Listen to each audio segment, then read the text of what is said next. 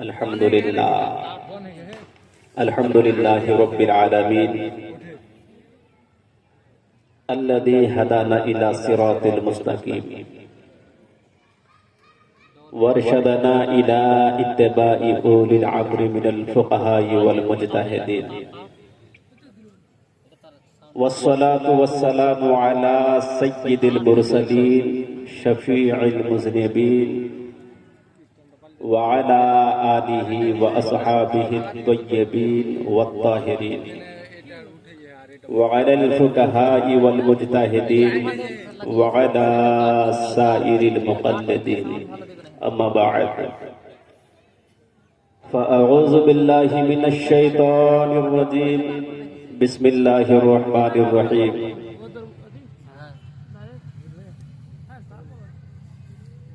فاسألوا أهل الذكر إن كنتم لا تعلمون صدق الله العلي العظيم وبلغنا رسوله النبي الأمين المتين المبين الكريم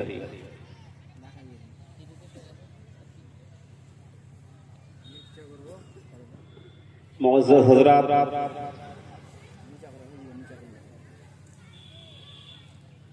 আলোচনা শুরু করার পূর্বে কুল কায়নাতের নবী হুজুর রাহমাতুল লিল আলামিন খাতামুন নবিয়্যিন শফিউল লিল মুজনাবিন আমিনার লাল মাহবুবে রব্বে যুল জালাল শাফায়ে ইয়াউমে রঞ্জু মালাল সাহিবে কামাল হুজুর মুহাম্মাদুর রাসূলুল্লাহ সাল্লাল্লাহু আলাইহি ওয়াসাল্লাম प्यारी नूरानी इरफानी चमकती दमकती महकती मुनव्वर मुजव्वल मुअत्तर मुअज़्ज़ज़ मुअक्कर मुअब्बर दरबारे भक्ति भरे दरूद शरीफ पढ़ी अल्लाहुम्मा सल्लि अला सय्यदिना मौलाना मुहम्मद व अला आले सय्यदिना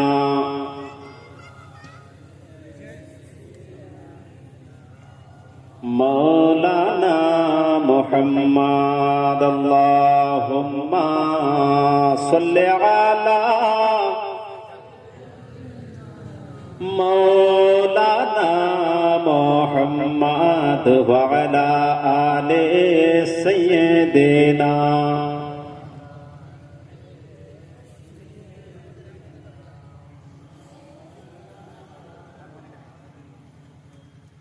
সাল্লাল্লাহু আলাইহি ওয়াসাল্লাম। আলোচনা শুরু করার আগে আজকের এই মাহফিলের গুরুত্বটা যখন আপনি বুঝবেন, বুঝার পরে আপনি এখানে বসে থাকবেন,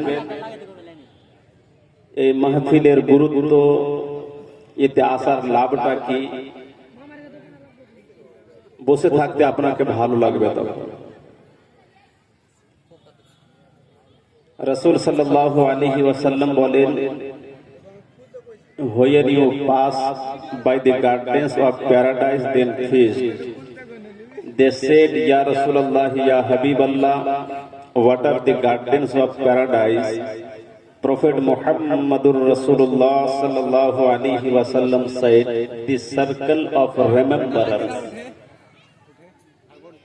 নবী বলছেন, যখন তোমরা জান্নাতের বাগানের পাশ দিয়ে পথ চলবা, চলে যেও না, চলার সময় দাঁড়িয়ে গিয়ে থেমে গিয়ে ওখানে বসে যেও।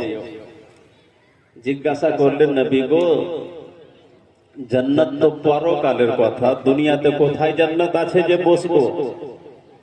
তখন নবী বললেন, যেখানে ধর্মীয় আলোচনা সভা হবে, আল্লাহর জিকির আজকারের মাহফিল লাগবে, এমন জায়গাতে বসে যাবা, জান্নাতের বাগানে বসা হয়ে যাবে। তাহলে আপনারা কোথায় বসে আছেন? কোথায় বসে আছেন? হাদিস অনুযায়ী জান্নাতের বাগানে। জান্নাতের বাগানে বসে থাকলে লাভ কি হয়? কি পাওয়া যায়? নেকি পাওয়া যায়। এমনিতে আমের বাগান নাকি? বাগান আছে, এটা ময়দান। আজকের সভা শেষ হয়ে যাবে, কালকের সকালে কেউ বলতে পারবে না এটা জান্নাতের গার্ডেন। পার্কে সব করে ঘুরতে অনেকেই যায়। আজকে আপনি জান্নাতের পার্ক পেয়েছেন, এখানে বসে থাকেন, যতক্ষণ আপনি বসে থাকবেন নেকি আপনি অর্জন করতে থাকবেন। নবী বলেন, মান খারাজা ফি তালাবিল ইলমি ফাহুয়া ফি সাবিলিল্লাহ হাত্তা ইয়ারজিআ। যে ব্যক্তি বাড়ি থেকে বের হয় ধর্মীয় আইন কানুন মসলা মসাইল শিখার উদ্দেশ্যে, যতক্ষণ সে বাড়িতে ফিরে না যাবে ততক্ষণ সে আল্লাহর রাস্তায় থাকে। In the path of Allah until he return. যতক্ষণ আপনি যে বাড়ি থেকে এসেছেন এখানে বসে আছেন, বাড়ি যতক্ষণ ফিরে যাবেন না আল্লাহর রাস্তায় আপনি থাকবেন। মানুষ যখন আল্লাহর রাস্তায় থাকে নেকি পায় না গুনাহ পায় আল্লাহর রাস্তাতে। আল্লাহর রাস্তাতে থাকলে নেকি লেখা হবে। আমরা মুসলমান, তাই না? মুসলমানকে কেমন করে জীবন যাপন করতে হবে এর জন্য আল্লাহ তাবারক ওয়া তাআলা যে কোনো জিনিসকে গাইড করার জন্য, ভারতীয় যদি আমরা মনে করি ভারতীয়, তো ভারতে কি করে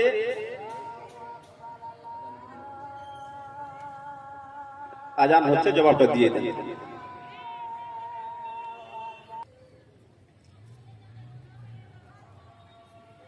আচ্ছা, একবার আমরা জবাব দিয়ে দিয়েছি, আবার আজান হচ্ছে। আজানের জবাব দিতে হয়, এই জন্য আমরা থামলাম। আর জবাব শুনে শুনে জবাব দিতে হবে এটাও। আর একটা হয় নামাজ পড়ার মাধ্যমে জবাব দেওয়া। আর আজানে যখন আশহাদু আন্না মুহাম্মাদার রাসূলুল্লাহ বলা হয়েছিল, তো কিছু কিছু মানুষকে দেখলাম, আমি নিজে যেমন আঙ্গুঠা চুম্বন দিয়ে চোখে লাগিয়েছি, অনেকে লাগাইনি। এর ব্যাপারে একটা হাদিস শুনবেন, তারপর আলোচনা শুরু করে দিচ্ছি। এটাও জানা হোক, যখন বসে আছেন তো জেনেই নেন। আজান যখনই হবে এই কাজটা আপনি করবেন। সলাতে মাসউদি নামক কিতাবের পৃষ্ঠা নম্বর 92 এর মধ্যে নবী পাকের হাদিস, মান সামিআ ইসমি ফিল আযানে ওয়া ওয়াযাআ ইবহামাইহি আলা আইনাইহি ফাআনা তালিবুহু ফি সুফুফিল কিয়ামাতি ওয়া কায়েদুহু ইলাল জান্নাহ। নবী বলছেন, যে ব্যক্তি আজানের মধ্যে আমার নাম শুনলো, শুনে ভালোবাসার সহিত বৃদ্ধাঙ্গুল দুখানাকে চুম্বন দিয়ে চোখে লাগিয়ে দিল, হাসরের ময়দানে যে লাইন লাগবে ওই লাইন থেকে এমন মহব্বতকারী বান্দাকে খোঁজ করে আমি নেতা হয়ে তাকে পিছনে পিছনে আমার জান্নাতে নিয়ে যাব। সুবহানাল্লাহ, সুবহানাল্লাহ। তো এটা ভালোবাসার কাজ করলে এই লাভ। আর যদি কেউ না করে তাহলে ফরজ ছাড়ার গুনাহ হবে না, ওয়াজিব ছাড়ার গুনাহ হবে না, পাপ লেখা হবে না।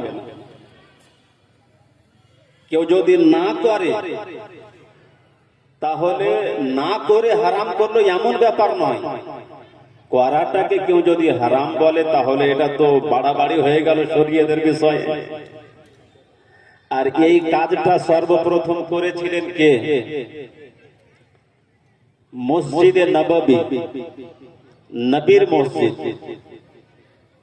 নবীর মুয়াজ্জিন হযরতে বেলাল আযান দিচ্ছেন।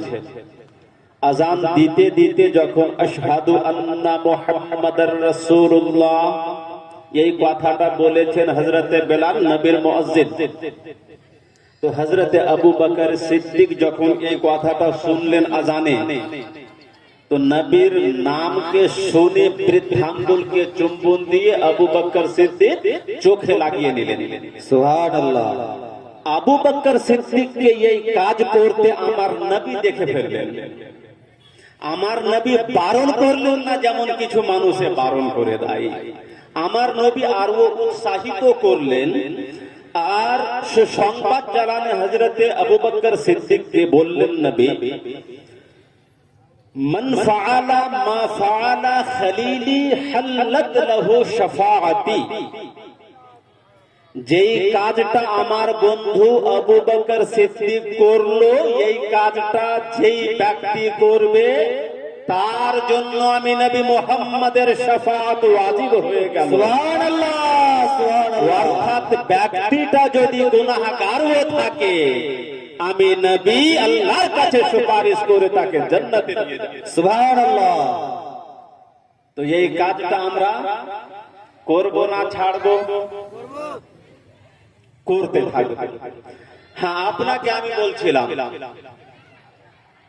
আজকের আলোচ্য বিষয় আপনারা সবাই হয়তো জানেন না, কিন্তু আলিম ওলামারা জলসা লাগিয়েছেন, কানে কানে একটু ফুঁকে দিয়েছেন, ওইভাবে আলোচনা হবে। তার আগে আপনাকে একটা আমি ব্যাকগ্রাউন্ড বুঝিয়ে দিয়ে, আমরা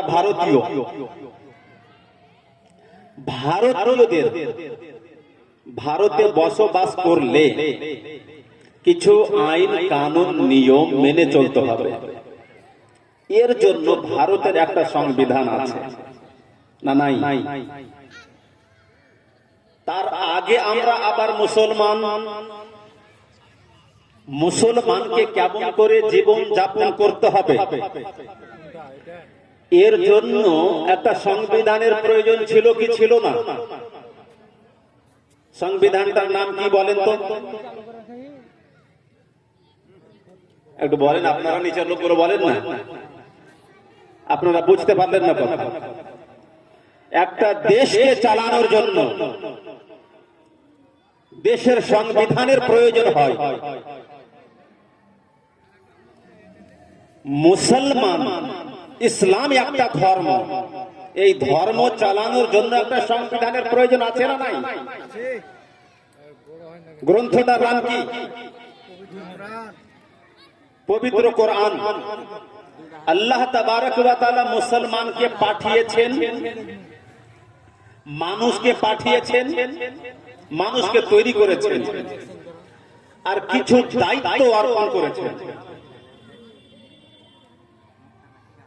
উদ্দেশ্যবিহীন পৃথিবীতে কেউ নাই। আমি আপনি যেটাকে বুঝতে পারি না, আমার আপনার কাছে যেটা মনে হচ্ছে উদ্দেশ্যবিহীন, আল্লাহর কাছে উদ্দেশ্যবিহীন নয়। ওয়া কারণে আল্লাহ কোন বস্তুকে তৈরি করেননি। প্রত্যেক বস্তুর তৈরি করার পিছনে ক্রিয়েটরের, তৈরি করনে ওয়ালার একটা উদ্দেশ্য আছে। সব বস্তুর চাইতে দামি, সব জিনিস চাইতে দামি উত্তম সৃষ্টি হলো মানব জাতি। এই মানব জাতিকেও বিনা উদ্দেশ্যে আল্লাহ তৈরি করেননি। এর তৈরির পিছনের কারণ আপনাদের জানা আছে।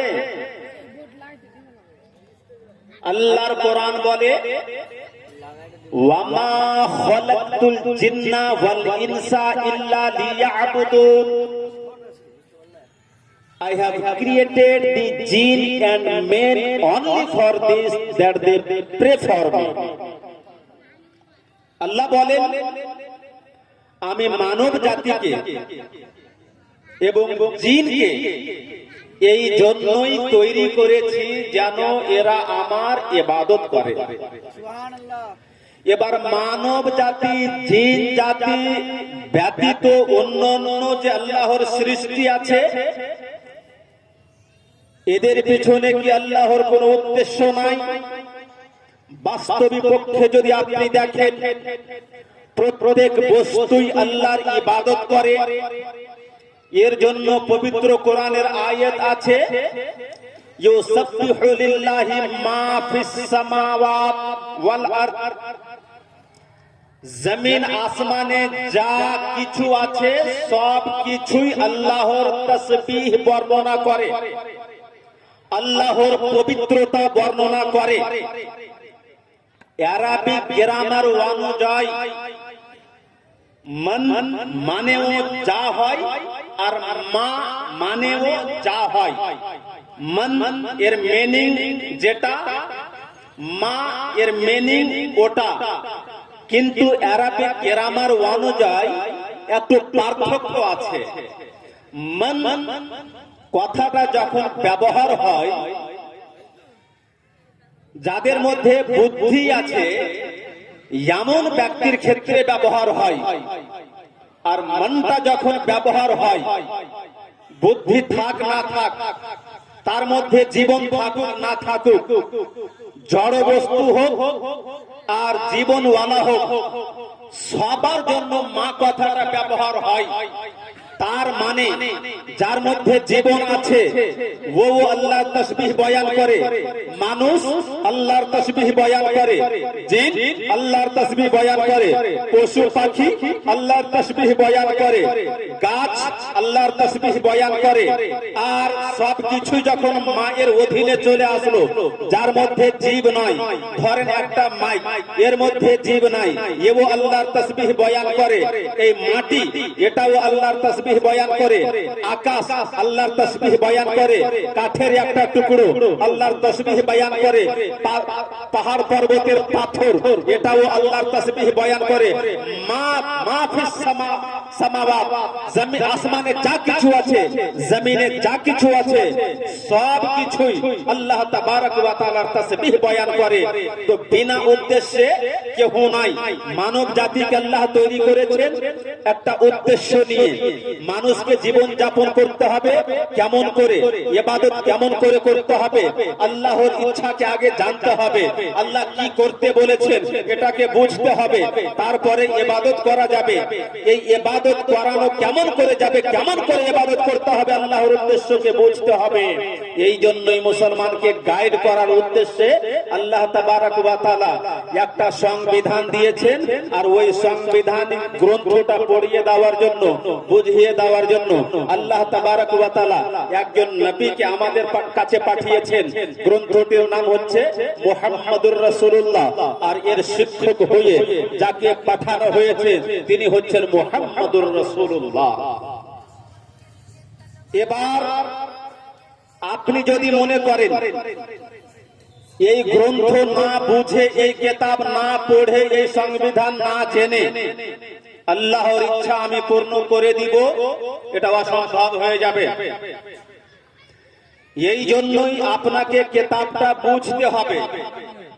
এবার আপনি বলবেন পবিত্র কোরআন, আপনারা যতজন এখানে উপস্থিত আছেন সবাই কোরআন পড়তে জানেন কি? যারা জানেন একটু হ্যাঁ হ্যাঁ বলিয়েন। সবাই কোরআন পড়তে জানেন? সবাই কোরআন পড়তে জানেন না। অনেকেই দেখে দেখে কোরআন যদিও পড়ে নিতে পারে, অর্থ বুঝে না। অনেকেই অর্থ যদিও বুঝে নিতে পারে, মাসআলা বের করতে পারে না। তাহলে যে ব্যক্তি কোরআন দেখে দেখে পড়তেও পারে না, ওই ব্যক্তি যদি বলে আমি কোরআন মানি, কোরআন ব্যতীত অন্য কিছু মানি না, তো ও কোরআন যেহেতু পড়তেই জানে না, তো কোরআনটাকে মানবে কি করে? দাবিতে সত্যবাদী হবে না মিথ্যাবাদী হবে? যে পড়তেই জানে না, দাবি তো তার সঠিক হবে না। অনুরূপ কেহ যদি বলে হাদিসে যা আছে ওটাকে আমি মানি, আর হাদিস পড়তেই জানে না, দাবিতে সত্য হলো না মিথ্যা হলো?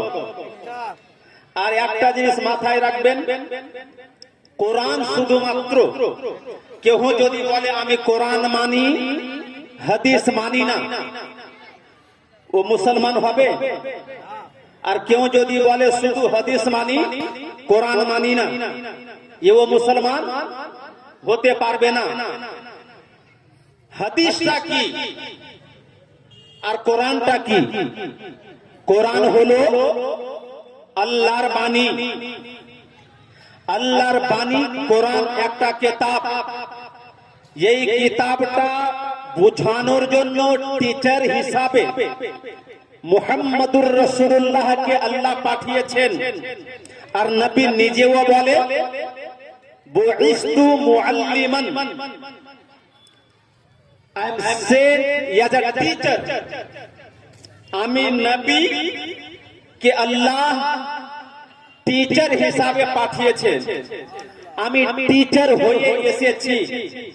তো এই কোরআন যদি বুঝতে হয় তাহলে কোরআনের টিচার করে কোরআন বোঝানোর জন্য শিক্ষক হিসাবে যেই নবীকে আল্লাহ পাঠিয়েছেন ওই নবীকে ও মানতে হবে। ওই নবীর কাছে, ওই নবীর ক্লাসরুমে সরাসরি কোরআন পড়ার সুযোগ আমরা তো পাইনি। তবে এই নবী সাহাবীদেরকে যেমন ভাবে এই কোরআন শিক্ষা দিয়েছেন, এই সমস্ত বিষয় হাদিস আকারে লেখা হয়েছে। অতএব হাদিসকে যদি আপনি পড়েন তো কোরআন কেমন করে পড়তে হবে এটাও আপনি বুঝে যাবেন। সুবহানাল্লাহ, সুবহানাল্লাহ। দুইটাই লাগবে। কেউ যদি আপনাকে যুক্তি এইভাবে দেখায়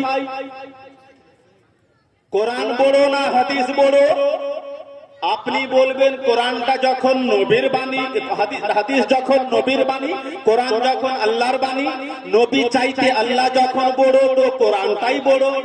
এটাই বাস্তব। আবার আপনাকে পাল্টা বলবে যখন কোরআন বড় তো কোরআন মেনে নিলাম, হাদিস ছোট তো ছোটকে মানার আর দরকার কি আছে? কোরআন থেকে সব কিছু বের করে নিব। আর কোরআনে নাই কি?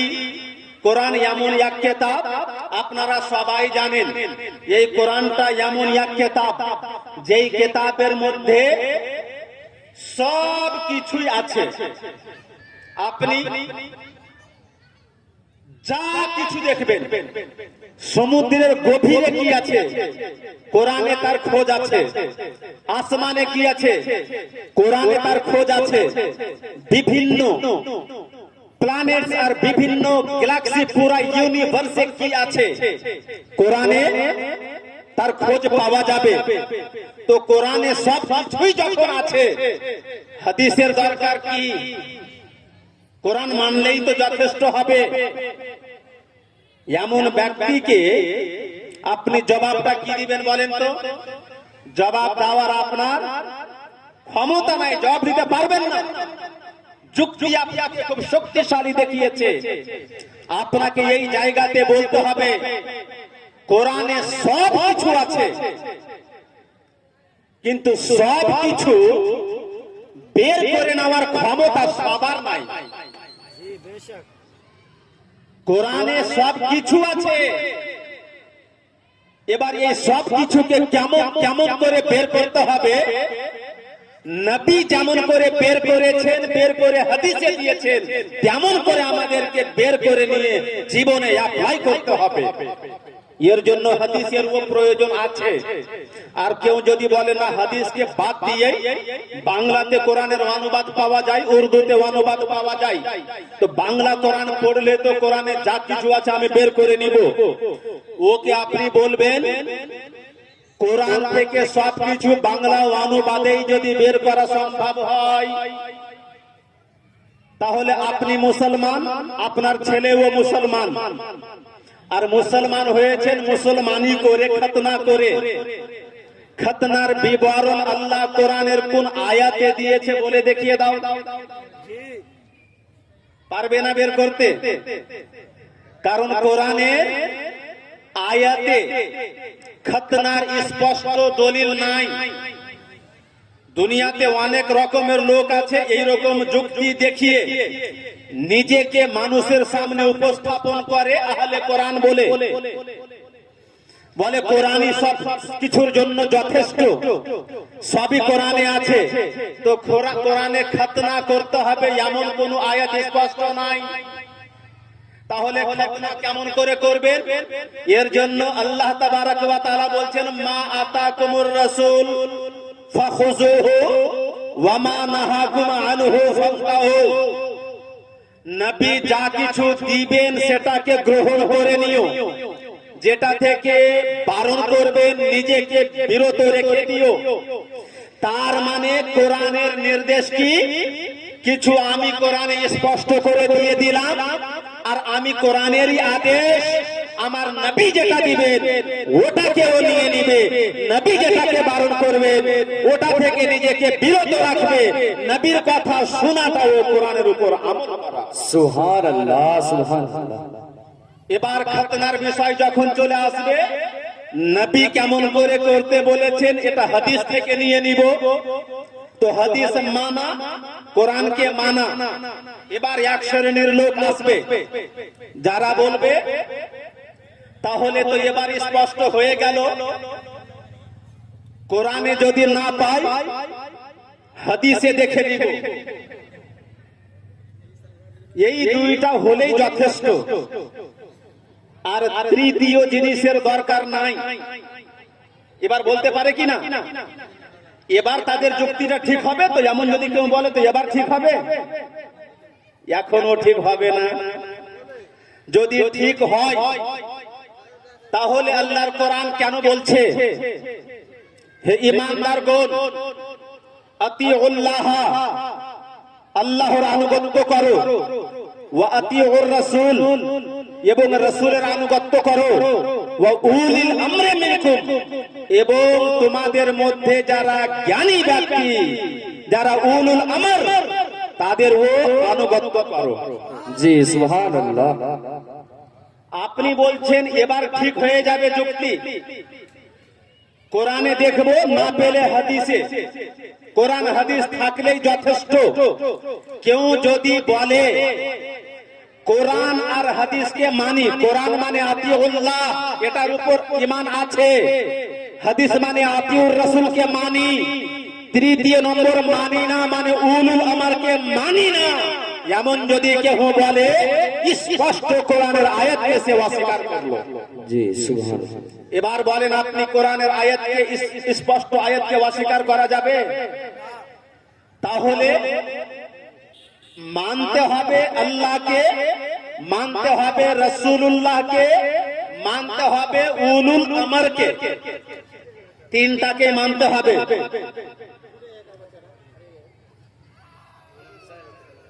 উলুল আমর কাকে বলা হয়?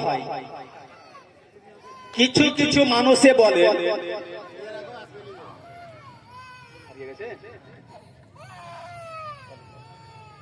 সকলে দেখতে পাচ্ছেন একটি ছোট বাচ্চা হারিয়ে গিয়েছে, যার বাচ্চা নিয়ে যা, খুবই কান্না করছে, দেখতে পাচ্ছেন, যার বাচ্চা অতি তাড়াতাড়ি নিয়ে যান, স্টেজে আসে। আচ্ছা, বাচ্চাটাকে সাইডে রেখে বিষয়টা বুঝলেন আপনি? আমি কি বোঝাতে চাইছি আপনাকে? তাহলে মানতে হবে আল্লাহকে, মানতে হবে রাসূলুল্লাহকে, তৃতীয় নম্বরে কাকে মানতে হবে? উলুল আমরকে। একটু বলেন আপনারা, তৃতীয় নম্বরে কাকে মানতে হবে? উলুল আমরকে।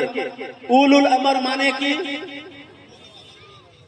আমরা যখন বলি উলুল আমর দ্বারা,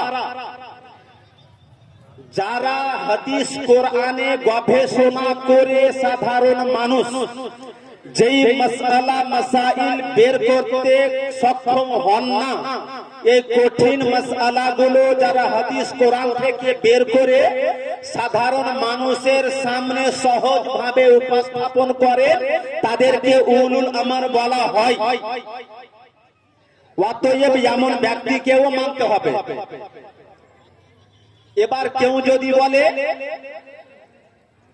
শুধু কোরআন, শুধু হাদিস, আল্লাহকে মানি, রাসূলকে মানি, উলুল আমরকে মানি না, আর যারা উলুল আমরকে মানে হাদিস কোরআন অনুযায়ী এরা কোন মন্দ কাজ করে দিয়েছে? এরা কোন ভুল কাজ করেছে? এরা কোন খারাপ কাজ তো করেনি। বাস্তবিক পক্ষে এরাই কোরআনকে মানলো, হাদিসকে মানলো। যারা কোরআন হাদিস মানার সাথে সাথে উলুল আমরকে মানলো, আর যারা শুধু দাবি করলো কোরআন মানি, হাদিস মানি, উলুল আমরকে মানি না, বাস্তবিক পক্ষে আল্লাহর কোরআনকেও মানে না, কোরআনের আয়াতকেও তারা অস্বীকার করে। উলুল আমরটা কি? যেগুলোকে বলা হয় মাযহাব, ধর্মের যেগুলো স্পষ্ট মাসআলা সাধারণ ব্যক্তিও কোরআন থেকে হাদিস থেকে বের করতে পারে, এটা তো বের করে আমল করেই নাই। যেটা কঠিন বিষয় যারা বের করে দিয়েছেন, অনেকে ছিলেন এমন জ্ঞানী ব্যক্তি, সবার মাযহাব চলেনি। চারটা এমন জ্ঞানী ব্যক্তির আবির্ভাব এই ধরতিতে হয়েছে, যাদের মাযহাব এখন পর্যন্ত চলমান। একটার নাম হচ্ছে ইমামে আযম আবু হানিফা, তার মাযহাবটাকে বলা হয় হানাফি মাযহাব। একটা ইমামে শাফিঈ, তার মাযহাবটাকে বলা হয় শাফিঈ মাযহাব।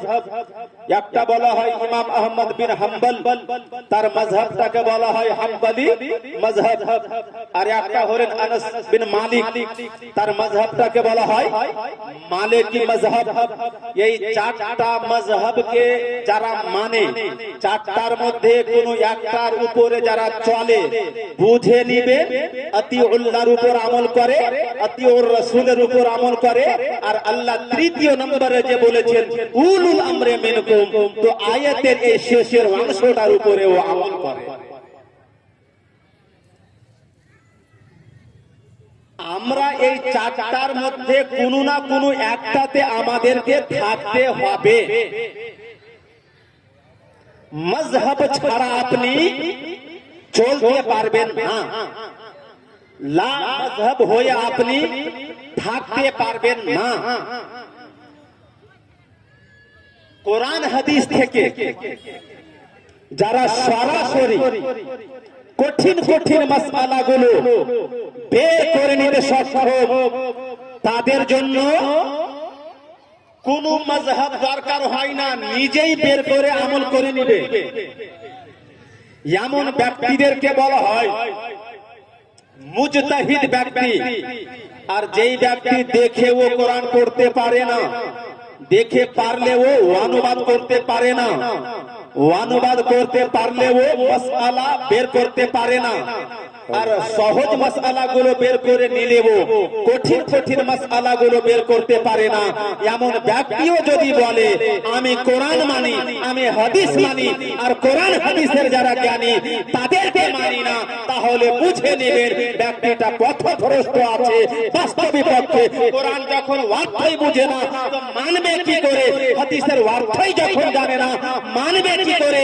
যারা অর্থ বুঝে, যারা কঠিনকে সহজ করে দিতে পারে, যারা বুঝিয়ে দিতে পারে, যারা কোরআন হাদিসের মহাজ্ঞানী, মহাপণ্ডিত, যারা টিচার, যারা মুজতাহিদ ইমাম, তাদেরকে রিজেক্ট করে দিল, তাদের চাইতে বড় হওয়ার দাবিদার করে বড় তো হতে পারবে না, নিজে যে পথভ্রষ্ট এটার পরিচয় দিয়ে গেল।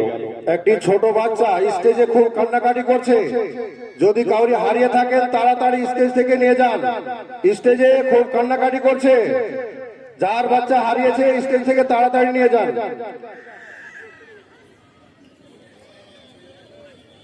আচ্ছা, অল্প সময়ে কিন্তু অনেক কিছু শুনতে হবে আপনাদের।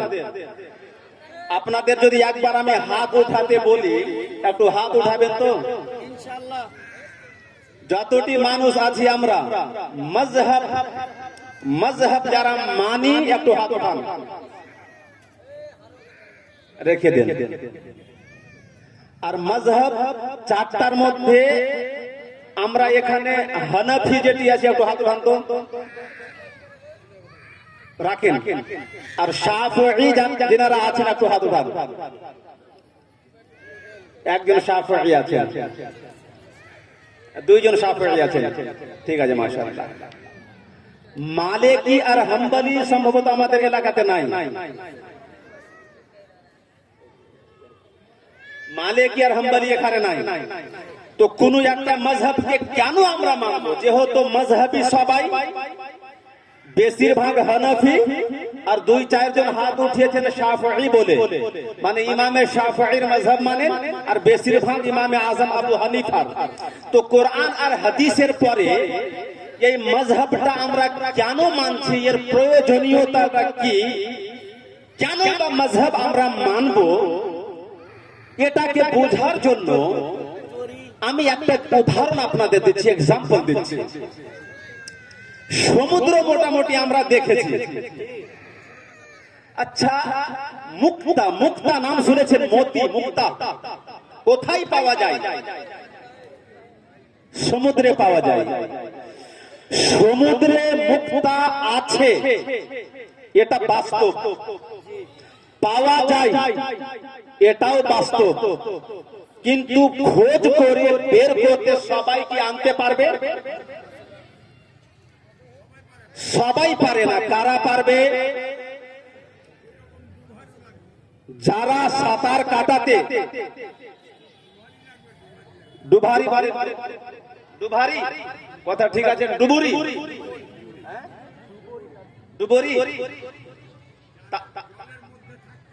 জলের মধ্যে যারা থাকতে পারে, যারা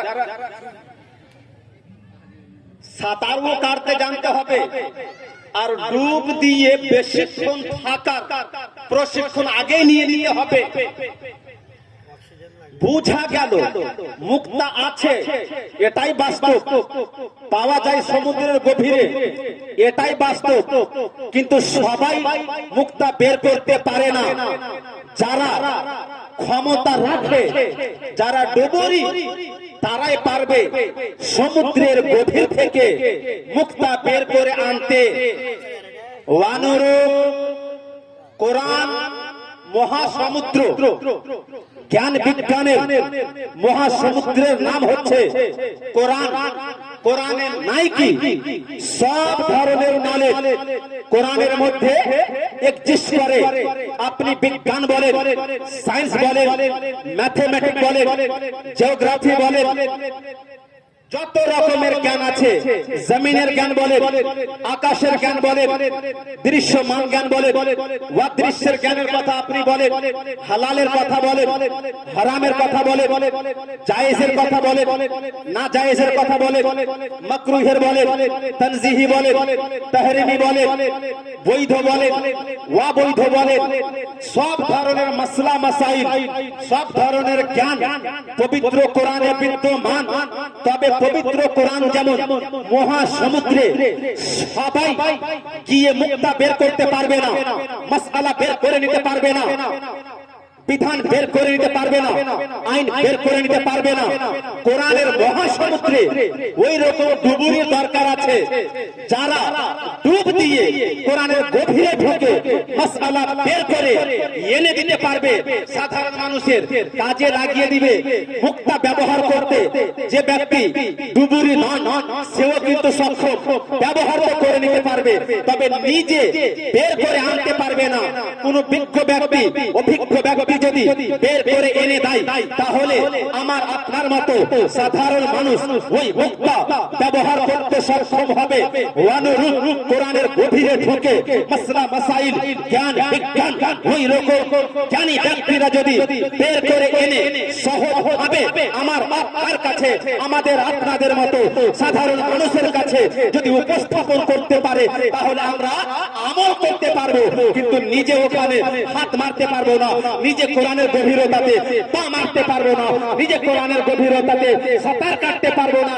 আরে এটাও বাস্তব, সমুদ্রের গভীরতাতে যে সাঁতার কাটতে জানে না, যে ডুবুরি হবে না, যে শ্বাস আটকে রাখতে পারবে না, এমন ব্যক্তি মুক্তার আশায়, মুক্তার লালচের আশায় যদি সমুদ্রের গভীরে কি বলে ডুবকি লাগিয়ে দেয়, তাহলে ও মারা যাবে, ওখানে জান শেষ হয়ে যাবে। কারণ প্রশিক্ষণ নেওয়ার আগে না জেনে, না বুঝে, না শিখে, ট্রেনিং না নিয়ে, প্র্যাকটিস না করে সমুদ্রের গভীরে মুক্তার লালচে যদি ডুব লাগিয়ে দেয়, তাহলে এমন ব্যক্তির জান চলে যাওয়ার আশঙ্কা আছে।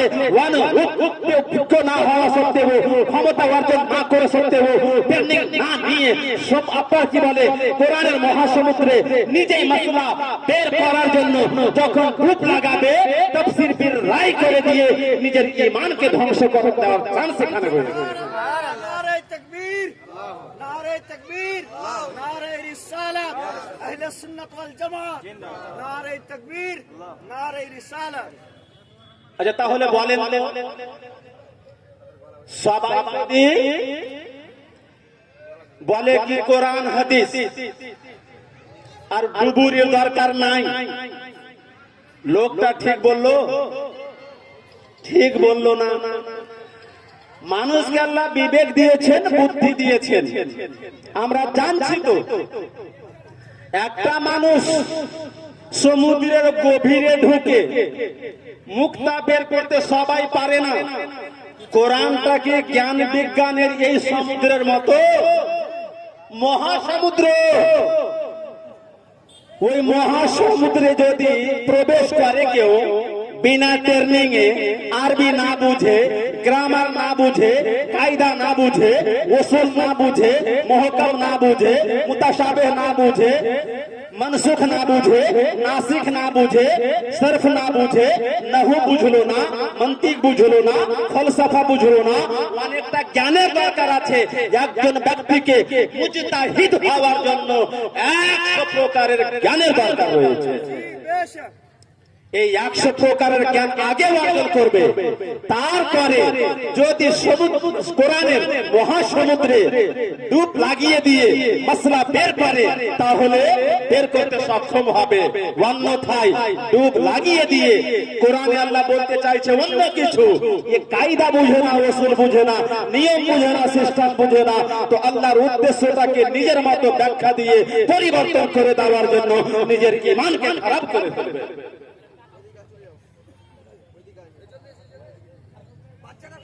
আচ্ছা, তাহলে মাযহাব আমরা মানছি কেন? 100 প্রকারের এই জ্ঞান, যেই জ্ঞানের প্রয়োজন কোরআনের মহাসমুদ্রে ডুব লাগিয়ে কোরআন থেকে মাসলা মাসাইলের মুক্তা, জ্ঞান বিজ্ঞানের মুক্তা বের করতে সক্ষম হয়েছিলেন ইমামে আজম আবু হানিফা, ইমামে শাফিঈ, ইমামে মালিকি, ইমামে আহমদ বিন হাম্বল।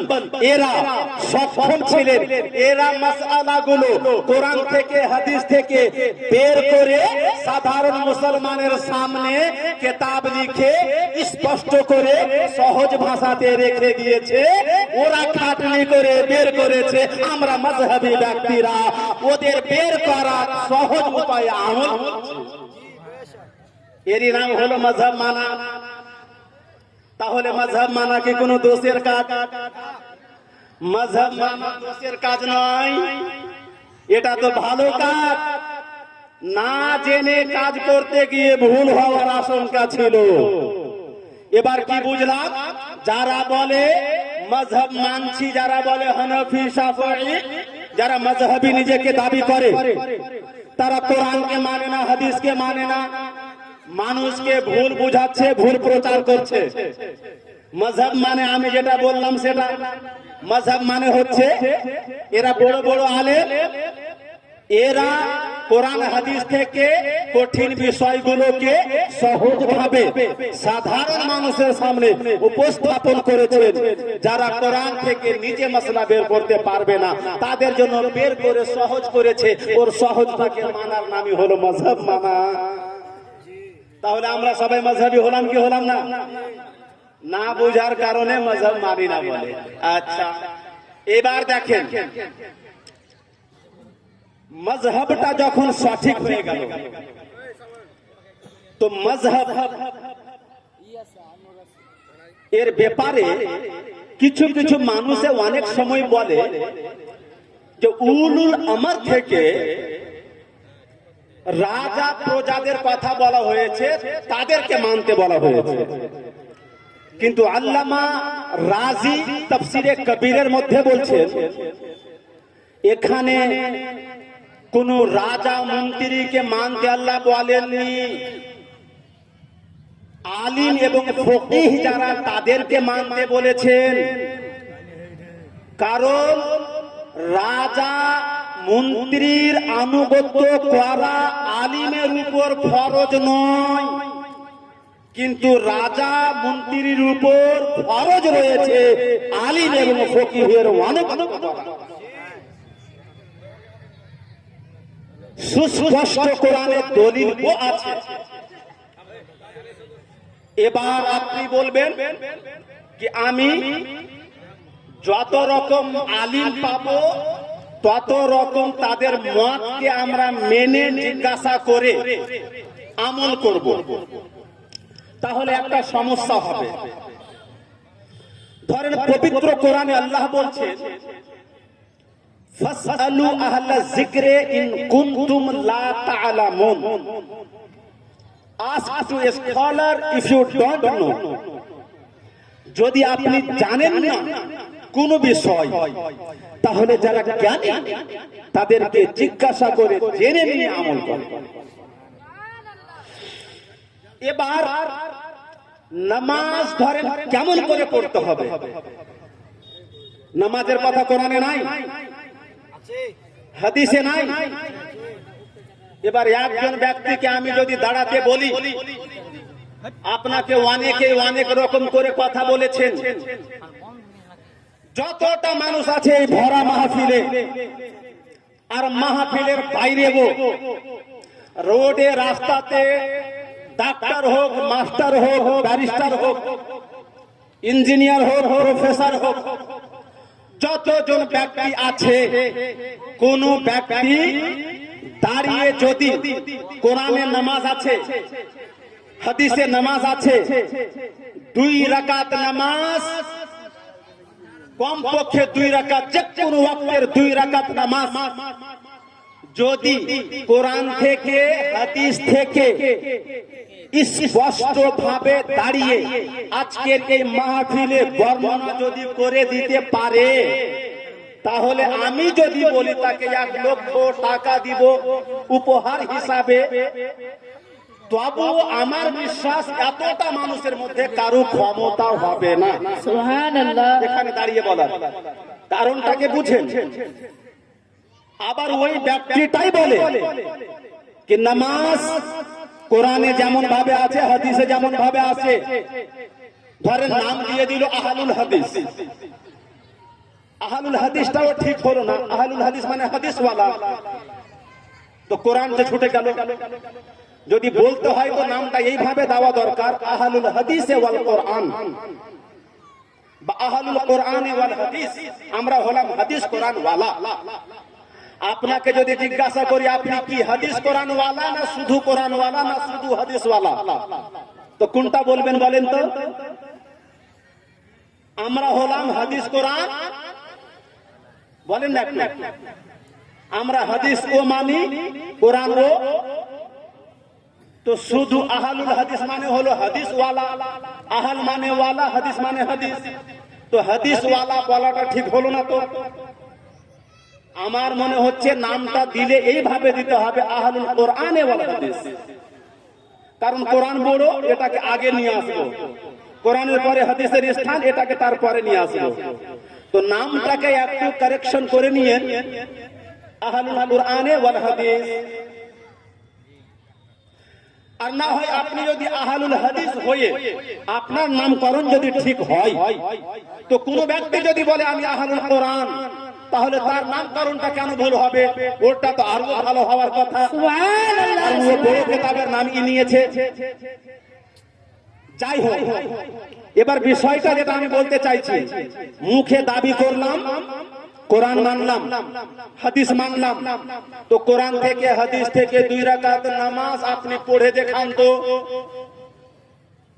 2 রাকাত নামাজ কোরআন থেকে হাদিস থেকে পড়ে কেউ দেখাতে পারবে না। যদি পারে তো এখনই পড়ে দেখাক। মোবাইলটা এখন দিয়ে দিব 10,000 টাকার, আর 90,000 টাকা বাকি থাকবে মাওলানা আইয়ুব সাহেবের হাতে, ওকে জামিন করে আমি যাব, 90,000 টাকা পাঠিয়ে দিব। এত বড় চাঁদ। তার মানে বুঝা কি গেল? আবার ওই ব্যক্তিটা 2 রাকাত নামাজ পড়তে জানে, নামাজি ব্যক্তি 5 রাকাতের নামাজ পড়ে, নামাজ পড়তে পড়তে বয়স হয়ে গিয়েছে 40-50 বছর বয়স, ও নামাজে আসে, নামাজের জন্য উজু করে, ওকে বলো উজু করতে হবে, কোথায় লেখা আছে? ও নিজে বলতে পারে না। এবার আসার পরে তাকবীরে তাহরিমা করে, কেমন করে করে? এইভাবে হাত উঠালো, কোথায় লেখা আছে বলতে পারলো না। তারপরে হাত বাঁধলো, হাত কোথায় বাঁধলো? এইভাবে বাঁধলো। হাদিসে কোরআনে কোথায় লেখা আছে ওটাকে ও দেখাতে পারলো না। তারপরে ইমামের পিছনে নিজে ও সূরা পাঠ করছে, কোথায় লেখা আছে পাঠ করতে হবে দেখাতে পারলো না। তারপরে ওই ব্যক্তিটা রুকুতে যাবে, যাওয়ার আগে এইভাবে আলাদা করে হাত উঠালো, রুকুতে গেল, কোথায় লেখা আছে দেখাতে পারছে না। রুকু থেকে উঠলো, আবার হাত দেখাচ্ছে, একটু নমস্কার করলো, কোথায় লেখা আছে দেখাতে পারলো না। সিজদাতে যাওয়ার আগে আবার চড় দেখাচ্ছে, কোথায় লেখা আছে দেখাতে পারলো না। সিজদাতে যাওয়ার পরে, যাওয়ার আগে এই যে দেখাচ্ছে চড়, কোথায় লেখা আছে দেখাতে পারছে না। সালাম ফেরানোর আগে এই হাত দেখাতে হবে, সালাম ডান দিকে ফেরানোর আগে বাম হাত দেখাতে হবে, তারপর সালাম ফেরাতে হবে। এই রকম যে করছে, কোথায় লেখা আছে দেখাতে পারবে না। নামাজের এক একটা বিধান, নিয়ত বলেন, রুকু বলেন, সাজদা বলেন, কিয়াম বলেন, কাদা বলেন, কিরাত বলেন, দুআ বলেন, মুনাজাত বলেন, সালাম ফেরা বলেন, ওযু বলেন, পবিত্রতা বলেন, সবকিছু হাদিসে লেখা আছে, সবকিছু কোরআনে লেখা আছে। দাবি হলো কোরআন মানি, দাবি হলো হাদিস মানি। আমি যখন বললাম সবই যখন তোমার দাবি, হাদিস কোরআন মানো, হাদিস কোরআনে লেখা আছে, তো 2 রাকাত নামাজ আমার সামনে হাদিস কোরআনের রেফারেন্স দিয়ে পড়িয়ে দেখিয়ে দিয়ে 1 লক্ষ টাকা আমি যে দিতে চাইছি, নামার জন্য প্রস্তুত কেন হচ্ছ না? সুবহানাল্লাহ, সুবহানাল্লাহ। পারবে না।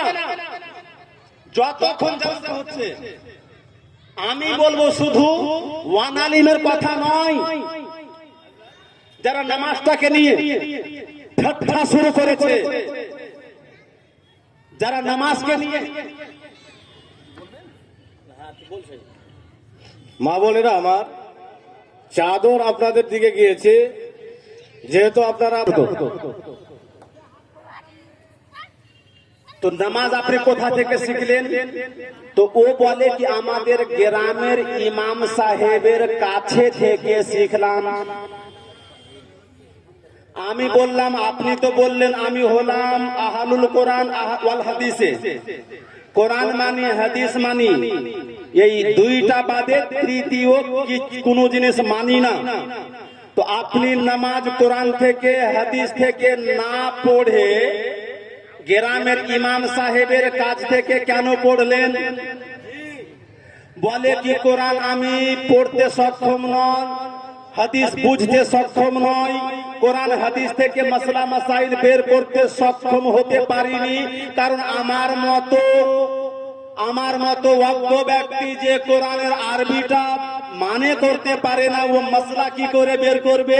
হাদিস আরবিতে লেখা আছে নবীর বাণী, ওই হাদিসের বাংলাতে অর্থই বুঝি না, তো মাসলা কি করে আমি বের করব? এই জন্য আমার মতো অপারগ ব্যক্তিদেরকে গ্রামের ইমামকে মানতে হবে। তখন আমি বললাম আপনার মতো অপারগ ব্যক্তি কোরআন হাদিস থাকা সত্ত্বেও আপনার মতো অপারগ ব্যক্তিকে যদি গ্রামের ইমাম মানাতে কোনো দোষ না হয়, তাহলে কোরআন হাদিস থেকে মাসলা মাসাইল বের করতে অপারগ সাধারণ মানুষ যদি ইমামে আজমকে মেনে নেয়, তাহলে দোষ কোথায়? ইমামে শাফিঈকে মেনে নিলে দোষ কোথায়? ইমামে আহমদ বিন হাম্বলকে মেনে নিলে দোষ কোথায়? ইমামে মালিককে মেনে নিলে দোষ কোথায়? আপনিও তো ইমাম মানলেন, আর মাযহাবিরাও ইমাম মানলো, আপনি ইমাম মানলেন, শুধুমাত্র 5 ওয়াক্তের নামাজের ইমাম মানলেন, একটা গ্রামের ইমামকে মানলেন, আর যারা মাযহাবী ব্যক্তি তারা গ্রামের ইমাম কেউ মানলো, তার সাথে সাথে জগতের ইমাম ইমামে আজমকেও মানলো। সুবহানাল্লাহ, হক है बेशक।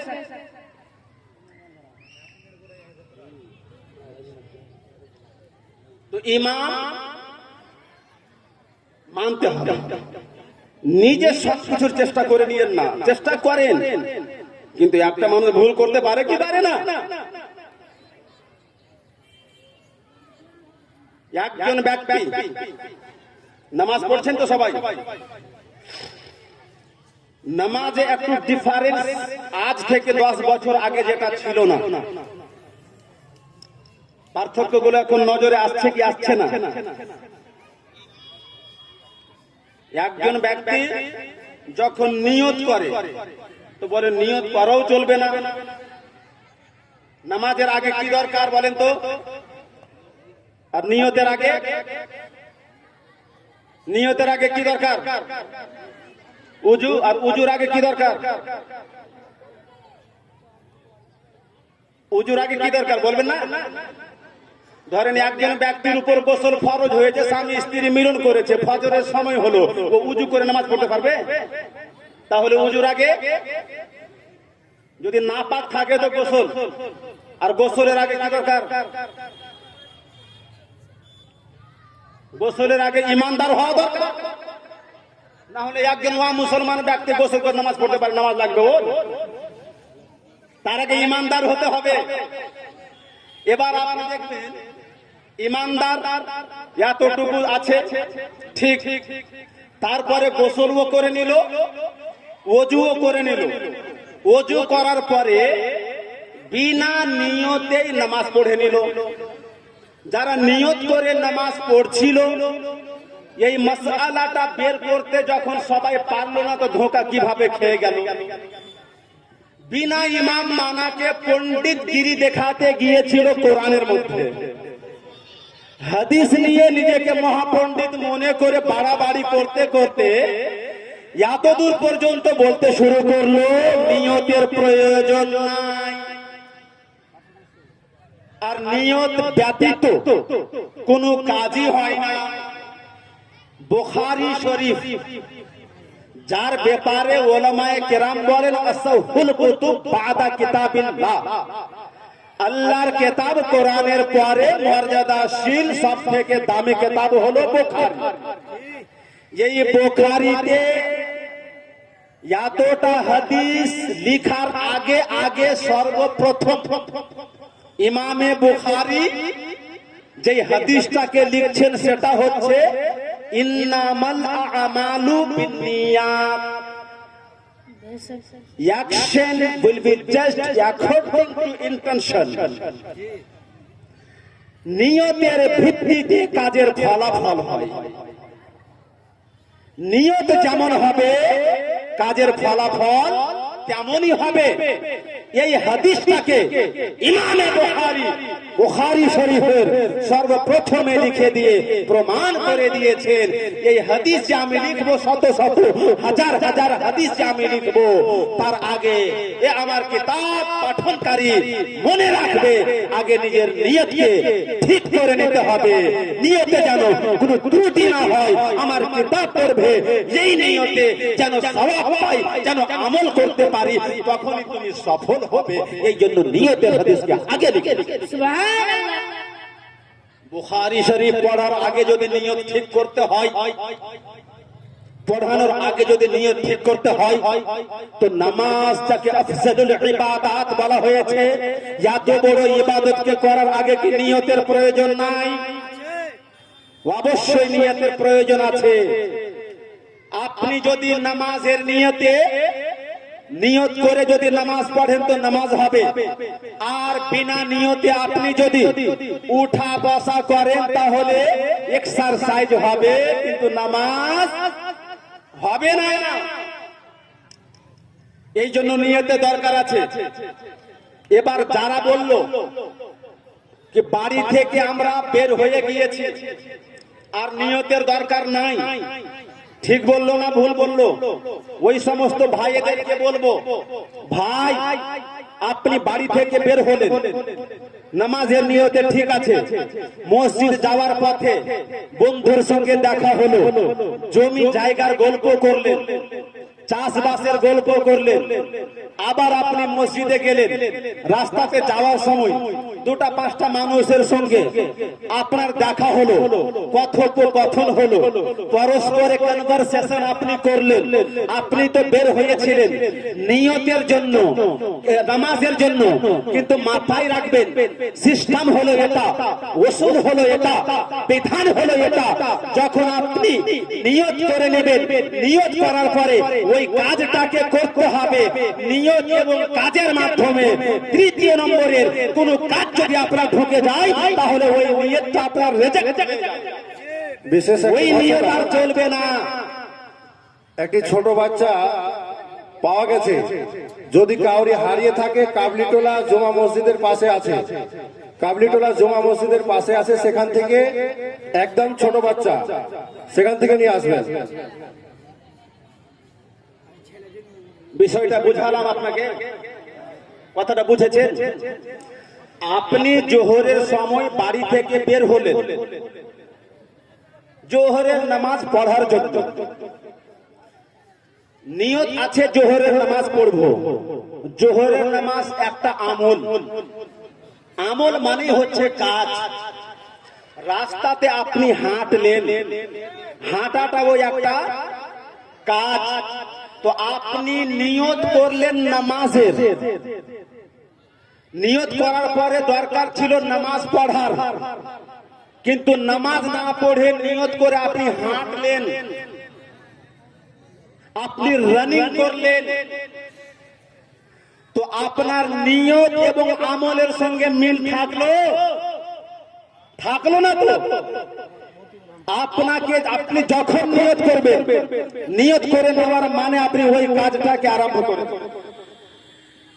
এই জন্যই আমরা বললাম কি নামাজ পড়ার আগে মসজিদের ইমাম নয়, ইমামে আজম আবু হানিফা বলছে, হে জগৎবাসী, আপনারা ভুলের মধ্যে আছেন কি নিয়ত করে বাড়ি থেকে বের হয়ে গেলাম, কিন্তু একটা সূক্ষ্ম বিষয় যেখানে আপনাদের নজর পড়েনি, সেটা হচ্ছে নিয়ত করার পরে কাজটি করার আগে তৃতীয় শ্রেণীর আর এক কাজ আপনি করে ফেলছেন বা জানতে। এই জন্যই বাড়ি থেকে নিয়ত করে বের হয়ে গেলে ওই নিয়ত কেবল যথেষ্ট হবে না, যাওয়ার পরে মসজিদে উপস্থিত হওয়ার পরে ওই কাজটাকে করার আগে একবার আর নিয়ত করে।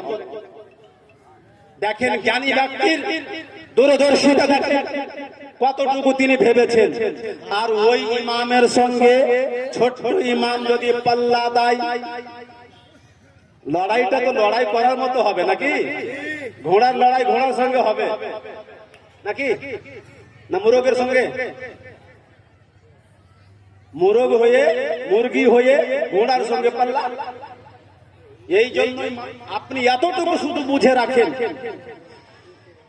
এত বড় ইমাম যখন সিস্টেমটাকে, কঠিন বিষয়টাকে স্পষ্ট করে সমাজের সামনে দিচ্ছেন, গবেষণামূলক কাজ, ইজতিহাদি মাসআলা, শুধু এটা ইজতিহাদি আমি বলছি না, অনেক ইজতিহাদি মাসআলা গুলো আছে যেগুলো আমি যাচ্ছি আরো। তো এত বড় ইমাম উনি ভুল বললেন, যুক্তি আছে কিনা? প্রত্যেকটা ফতোয়া এবং মাসআলার পিছনে একটা রিজন, তো রিজনটা বুঝলাম তো। আচ্ছা, এরপরে নিয়তটা তাহলে স্পষ্ট হয়ে গেল। বাড়ি থেকে যারা নিয়ত করে যায়, মসজিদে নিয়ত করে না, তাহলে তারা কি করবে? একটু হাত উঠিয়ে বলেন তো, নামাজের আগে কারা কারা নিয়ত করবে? সবাই হাত উঠায় না, তার মানে এখনো কিছু মানুষ আছে তারা সন্দেহ হতে আছে, বাড়ি থেকে নিয়ত করে বের হলাম তো মসজিদে আবার নিয়ত কেন করব? বাড়ি থেকে আপনি নিয়ত করলেন নামাজের জন্য, কিন্তু আপনি নামাজ না পড়ে নিয়ত করে হাঁটছেন, রাস্তাতে কারোর সঙ্গে দেখা সালাম করছেন। নামাজের মধ্যে যদি কেউ সালাম করে চলবে? নামাজ পড়তে পড়তে কেউ যদি আসসালামু আলাইকুম, আপনি নামাজে যদি বলেন ওয়ালাইকুম সালাম দাদা, বা এরকম যদি বলেন কি আমি নামাজে আছি, পরে করে আমি সালামের উত্তর দিব, নামাজটা থাকবে? কারণ আপনি নিয়ত করে নামাজে ঢুকলেন। এবার নামাজের মধ্যের কাজ বৈধ হবে, নামাজের বাইরের কাজ চলবে না যতক্ষণ না সালাম ফিরিয়েছেন। তো আপনি নামাজের নিয়ত বাড়িতে করার পরে নামাজে না ঢুকে আপনি সালামে ঢুকে গেলেন, বন্ধুর সঙ্গে রাস্তাতে গল্প করছেন, হাঁটাহাঁটি করছেন, এটা চলবে না। যদি এটা করেন আপনার এই নিয়ত বাতিল হয়ে গেল। এই বিষয়টা আপনাকে বুঝাচ্ছি, আপনি এখনো বুঝতে পারেননি বলে হাত উঠাচ্ছেন না। নিয়ত করার পরে অন্য কাজ করা যাবে না, সরাসরি নামাজটাই পড়তে হবে। নিয়ত করার পরে, নামাজের নিয়ত করার পরে কেউ যদি হাঁটাহাঁটি করে নামাজ লাগবে? নামাজের শর্ত সমূহের মধ্যে একটা মাসআলা, জগহ কা মুস্তাকির হোনা শর্ত হে, জায়গার স্থির থাকা এটা শর্ত। যদি নামাজে স্থির না থেকে আগে পিছে ডানে বামে চলাফেরা করে, নামাজ তার ফাসেদ, নামাজ তার ভঙ্গ। কিন্তু আপনি তো বাড়ি থেকে 50 মিটার হাঁটলেন, কেউ 100 মিটার হাঁটলো, অথচ বলছে আমি নিয়ত করে নিয়েছি, ওটাই যথেষ্ট। কারা কারা নিয়ত করবেন হাত উঠান নামাজের আগে। মানে নিয়ত করার পরে অন্য কাজ করব না, নামাজের নিয়ত করে নামাজ পড়বো আগে। রাখেন হাতে। এবার এই নিয়তে অনেক সময় আর একটা প্রশ্ন জেগে যায়, বলেন নিয়ত তো করলাম বুঝলাম, কিন্তু মুখে কেন বলবো? নিয়ত তো অন্তরের প্রতিজ্ঞার নাম। ওটা তো বাড়ি থেকে প্রতিজ্ঞা করেছি, তো প্রতিজ্ঞাটাও চলবে না, দাঁড়িয়ে প্রতিজ্ঞাটা করে সরাসরি নামাজ করতে হবে শুরু। কিন্তু মুখে কেন বলছি? মুখে বলার পিছনে কারণটা কি? ইমামে আজম আবু হানিফা ফিকহে হানাফির মাসআলা হচ্ছে, অন্তরে অনেক কিছু মানুষ ভাবে, মুখ অনেক সময় ওটাকে স্বীকার করে না। অনেক সময় মুখ বলে, অন্তর স্বীকার করে না। যেমন মনে মনে কেউ ভাবছে ইসলাম ধর্ম সত্য, ইসলাম ধর্ম সত্য, কিন্তু তার সমাজে একটা প্রভাব আছে। হযরতে বলছি আবার, হ্যাঁ, আবু তালিবের নাম শুনেছেন তো? আলী ইবনে আবি তালিব। আবু তালিব নাম শুনেছেন তো? কার বাপ? আলী ইবনে আবি তালিব। এবার বলে দিলাম, আবু তালিব কার বাপ? হযরতে আলী। হযরতে আলী। চাচা কার? নবীর। নবী কি বলেছিল? আচ্ছা, উনি মুসলমান ছিলেন? হয়েছিলেন? হননি। আমার নবী শেষ মুহূর্তে গেলেন, আল্লাহ হযরত এই ফতোয়া দিয়েছেন, তিনি কালেমা পড়ে মুসলমান হননি। নবী শেষ মুহূর্তে বললেন কি চাচা মরে তো যাবে, কমপক্ষে কালেমাটা পড়ে নাও, নামাজ পড়ো আর না পড়ো, অন্য ইবাদত করো না পড়ো, কালেমাটা তো পড়ে নাও। তো এই কালেমাটাকে কারণ করে আল্লাহর সামনে দাঁড় করব কি আল্লাহ ঈমান তো এনেছিল, ঈমানের বিনিময়ে বাকি গুনাহ খাতা যে আছে, আমাকে যে ভালোবেসেছো চাচা, এই ভালোবাসার ওসিলাতে বিনিময়ে জান্নাতে নিয়ে যাব। সুবহানাল্লাহ। চাচা আমার ধর্ম কি সত্য নয়? আবু তালিব বলে, ভাতিজা তোমার ধর্ম সত্য, তুমিও সত্য, তোমার কোরআন সত্য, তোমার আল্লাহ সত্য, সবই ঠিক, কিন্তু আমি এই মুখে তোমার কালেমা যদি এখন পড়ি, কুরাইশ গোত্রের মানুষেরা বলবে আবু তালিব বুড়াতি কালে নিজের বাপ দাদার ধর্ম ছেড়ে দিল, বৃদ্ধ কালে নিজের বাপ দাদার ধর্ম ছেড়ে দিল। তো মনে সত্য মানি, তুমি সত্য, এটাতে বিশ্বাস, কিন্তু প্রকাশ জবান দ্বারা করতে, তার মানে অনেক কিছু মনে মনে যদি থাকে, জবানের সঙ্গে আর মনের যদি মিল না থাকে, তো ওই মনের কথার দাম নাই। আর অনেক সময় জবানে আছে, মনের সাথে মিল নাই। যেমন ভোটের সিজন আসে, তো বিভিন্ন নেতা নেত্রীরা অনেক সময় মাথাতে টুপি দিয়ে রোজা ইফতারি করানো হয়। ধরেন মমতা ব্যানার্জিও হতে পারে, প্রিয়াঙ্কা গান্ধী হতে পারে, রাহুল গান্ধী হতে পারে, ওর মাও হতে পারে, গান্ধীর মা। এরা ভোট প্রচারের সময় ভোটের বক্তব্য দিতে দিতে আমি তো কয়েকটা নেতা নেত্রীকে দেখেছি মুসলমানদের সভাতে গিয়ে লা ইলাহা ইল্লাল্লাহ মুহাম্মাদুর রাসূলুল্লাহ বলে দেয়। আর নবীর হাদিস ও আছে, মান ক্বালা লা ইলাহা ইল্লাল্লাহ ফাদাখালা জান্নাতা, যে ব্যক্তি লা ইলাহা ইল্লাল্লাহ মুহাম্মাদুর রাসূলুল্লাহ এই কালেমাটা পড়লো সে জান্নাতে দাখিল হয়ে গেল। এবার মমতা ব্যানার্জি হোক, রাহুল গান্ধী হোক, অন্যান্য নেতা নেত্রী হোক, এরা ভোট প্রচারের উদ্দেশ্যে মুসলমানদেরকে নিজের দিকে আকর্ষিত করার জন্য, তাদের ভোট পাওয়ার জন্য, তাদের সভাকে গরম করার জন্য ইফতারের আয়োজন করে দিয়ে কালেমা পড়তে দিয়েছে মুখে, কিন্তু অন্তরে মানেনি। এই জন্য জান্নাতীও হয়নি, মুসলমানও। কথা বোঝা গেল? তো শুধু মুখে আছে, অন্তরে নাই, কাজ দিবে? অন্তরে আছে, মুখে নাই। অন্তর আর মুখের যদি মেল হয়ে যায় তো ওই কাজটা দামি হয়ে যায়। তসদীক বিল কলব ওয়া ইকরার বিল লিসান, সততাটাকে মেনে নিতে হবে অন্তরে, আর ওটাকে বয়ান করে দিতে হবে জবানে। এটা হবে দামি কাজ। যারা শুধুমাত্র নিয়ত করে গেল আর মুখে বললো না, নামাজের নিয়ত তো করে নিয়েছি, জোহরের নামাজ তো পড়তে এসেছি, তো এসেছি বলে ও নামাজের নিয়ত করে নিল, নামাজের হয়ে গেল। কিন্তু যেই ব্যক্তিটা অন্তরে নিয়ত করেছে আর মুখে ও ওটাকে বয়ান করে দিয়ে অন্তর এবং মুখের মিল করলো, এর নিয়তটা বেশি পাকাপোক্ত হলো, বেশি শক্তিশালী হলো। बेशक তো কোনটা করব? পাকাপোক্ত যেটা বেশি হলো, শক্তিশালী হলো, এটা নাকি? তাহলে বোঝা গেল নিয়তটা স্পষ্ট।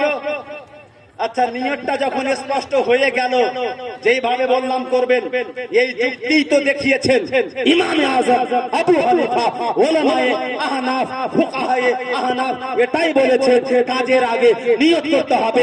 এই নিয়তের যেন জবানের সঙ্গে একটা মেল খুঁজে পাওয়া যায়, এই জন্য কথ্য ভাষাতে নিয়ত করে নেওয়াটা সর্বোত্তম হবে, উত্তম হবে, আফজল হবে। তো ফিকহে হানাফি, হানাফিদের এই নামাজের নিয়তটা এটা ঠিক আছে, তাই না? তারপরে কি করতে হয়? নিয়ত করার পরে কি করতে হয়? জি, তাকবীরে তাহরিমা করতে হয়। আচ্ছা, তাকবীরে তাহরিমা যখন করে তো কোন ভাবে করেন? দুই ধরনের মানুষকে দেখতে পাওয়া যায়। তাকবীরে তাহরিমা সবাই করে, কেউ এত দূর পর্যন্ত হাতকে আনে, আর কেউ এত দূর পর্যন্ত এইভাবে কানের লুটি পর্যন্ত ঠেকিয়ে দেয়। সঠিকটা হলো আপনি কেমন করে পড়বেন। মন কা বাই কথাটাও এসেছে, কাঁধ কথাটাও এসেছে, আর এর সাথে সাথে সমহাতা উজনাই এই কথাটাও এসেছে, কানের লুটি কথাটাও এসেছে। তো আমরা শুধুমাত্র যদি এইভাবে করি তাহলে কাঁধের কথা যে হাদিসে এসেছে কাঁধ পর্যন্ত হাত উঠাতে হবে, এটার উপর আমল হলো, কিন্তু কান পর্যন্ত হাত উঠাতে হবে হাদিসে এসেছে, এটার উপর আমল হলো না। জি, হলো না। আর হাদিস যখন মান কাবাইন কথাটা এসেছে আর সমহাতা উজনাইন কথাটা এসেছে, তো এমন ভাবে আমল করতে হবে এই হাদিসের উপরে আমল হয়ে যায় আর ওই হাদিসের উপরে আমল। তো এবার গবেষণা করে কোন একজন ব্যক্তি বলে হাদিসের উপর আমল করব, হাদিসের উপর আমল করব, নিজেকে আহলুল হাদিস দাবি করতে গিয়ে এই যে বললাম হাদিসের মহাসমুদ্রে নিজে যখন ডুব দিয়ে মশলা বের করতে গেল আর মশলাটাকে বের করলো, এমন ভাবে বের করলো কাঁধ পর্যন্ত ওয়ালা মশলাটার উপর আমল করলো আর কান পর্যন্ত মশলাটার উপর আমল করতে পারলো না। আর আমরা ধরলাম ইমামে আজম আবু হানিফাকে কে হুজুর আপনি বড় ইমাম, কোরআন হাদিসকে বোঝার জন্য 100 খানা ইলমের দরকার আছে, ওই ইলম আপনার মধ্যে আছে, আপনি সমাধানটা বলে দেন। তো ইমামে আজম আবু হানিফা এর সমাধান দিচ্ছেন, তোমরা যখন নামাজ পড়বে তো এই বৃদ্ধাঙ্গুলকে কানের লুটি পর্যন্ত লাগিয়ে দিবে, তো কানেও চলে গেল আর কাঁধ পর্যন্ত হাতের অংশটাও চলে আসে। মানে এমন ভাবে তিনি সমাধান দিলেন যার মাধ্যমে কাঁধ এবং কান দুই হাদিসের উপরে আমল হয়ে গেল। দেখেন এইভাবে যখন রাখলাম, হাতটা কোথায় আছে? কাঁধাতেও আছে কি নাই, কানেও হলো কিনা, আর শুধু এইরকম করে দেখিয়ে দিলাম, এইরকম করে দেখিয়ে দেওয়া, এরকম তো কোনো হাদিসই নাই। এটা না কাঁধ হলো না কানের লুটি হলো, কিছুই হলো না। কিন্তু নামাজ এরকম পড়ে কি পড়ে না? এরকম করে পড়ে মানে কি আল্লাহ থাম থাম থাম, তুই নামাজ আমার কবুল করবি না, কেমন করে করবি না, পড়ে দেখাচ্ছি। ওখানে কি করতে গেছে এরকম না, এই নামাজ হাদিসে নাই। এই জন্য এই দুই হাদিসের উপর আমল করবেন এইভাবে। এবার আমল তো করে নিলেন, হাতটাকে রাখবেন কোথায়? এই নিয়ে আবার একটা সমস্যা আছে।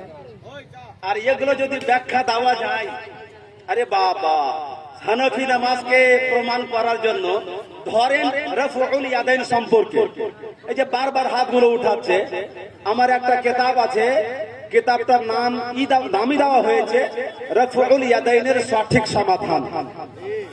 তো ওই কিতাবে ধরেন 200 খানা হাদিস আছে, 200 খানা হাদিসের মধ্যে কুফার আর উলামায়ে কেরাম এবং সাহাবায়ে কেরাম 1500 জন সাহাবায়ে কেরাম থেকে রফুল ইয়াদাইন শুধুমাত্র তাকবীরে তাহরিমাতে চলবে, আর ঈদের নামাজে চলবে, আর বেতরের তৃতীয় রাকাতে, বাকি রুকুর সময় সাজদার সময় নাই। এটাকে প্রমাণ করা হয়েছে 200টা হাদিস দিয়ে। আর আশারায়ে মুবাশশারার নাম মেনশন করে তাদের আমল বলা হয়েছে, তারা শুধুমাত্র রফুল ইয়াদাইন প্রথমেই করতেন, অন্য কোথাও সালাম ফেরা পর্যন্ত আর করতেন না। এবার আপনি একটা মাসআলা রফুল ইয়াদাইন সম্পর্কে যদি 200 খানা হাদিস আমার কাছে থাকে, তাও আবার কিতাবে লেখা আছে 200 খানা হাদিস যেমন তেমন ব্যাপার, এত সহজে শুনিয়ে দেওয়া যাবে?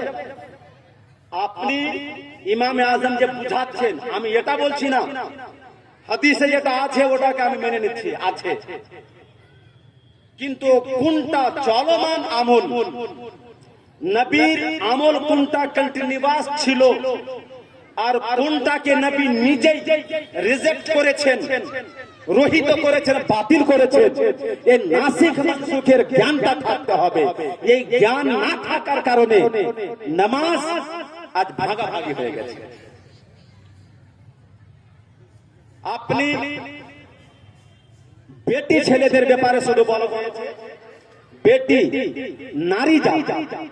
নারীরা যখন হাত বাঁধবে, এরা বুকের উপরে বাঁধবে, আর বুকের উপরে হাত বাঁধার সঠিক হাদিস নাই। নাভির উপরে আছে, নাভির নিচে আছে, নাভির একটা হয়, আপনাকে কি করে বোঝাই, উপর কথাটা বুঝতে পারছেন তো? একটা হয় উপর মানে এর উপরে রেখে দেওয়া, একটা উপর মানে এই উপর, এটাকে উপর বললাম, কলমটাকে এইভাবে আঙুলটাকে রেখেছি উপরে, এখন উপরে আছে, এখন উপরে আছে। তো উপরের পার্থক্যটাকে আবার বুঝতে হবে। নাভির উপর এটাও হতে পারে, এটাও হতে পারে, কিন্তু সিনার কথাটা নাই, আলা সাদরিহি কথাটা যে এসেছে একেবারে হাদিসটা যায়িফ। আমাকে এখানে অবাক লাগে, আহলুল হাদিস যারা বলে, খুব বিচক্ষণতার প্রমাণ দেয় কি সহিহ হাদিস, সহিহ হাদিস, কিন্তু এত দুর্বল হাদিসকে কি করে আমলে তারা লাগিয়ে দিল। হাত বাঁধার যেটা সিস্টেম, সুন্নাত পন্থা হলো হযরতে আলীর যেটা আমল, এটা মুসান্নাফ ইবনে আবি শাইবাতে লেখা আছে। সুন্নাত যেটা হলো আন্না সুন্নাতা ফি সলাতে ওয়াজউল কাফ আলাল কাফ তাহতা সুররাতে। আমি হাদিস বলছি না, হাদিস সব হাদিসের উপর আমল করা যাবে তা নয়। এই জন্য আন্না সুন্নাহ কথাটা এসেছে। সুন্নাত মানে যেটা আমলে চলমান হয়ে থেকে গেছে, ওটা সুন্নাত, ওটাতে আমল করা যাবে, ওটার আমল এখনো চলমান। ওটা হচ্ছে হযরতে আলী বলেন, ডান হাতকে বাম হাতের উপর রেখে বেঁধে নাভির নিচে রাখবে, তাহাতা সুররা, নাভির নিচে রাখবে, এটা হচ্ছে সুন্নাত। তো আমরা সুন্নাতটাকে দেখব।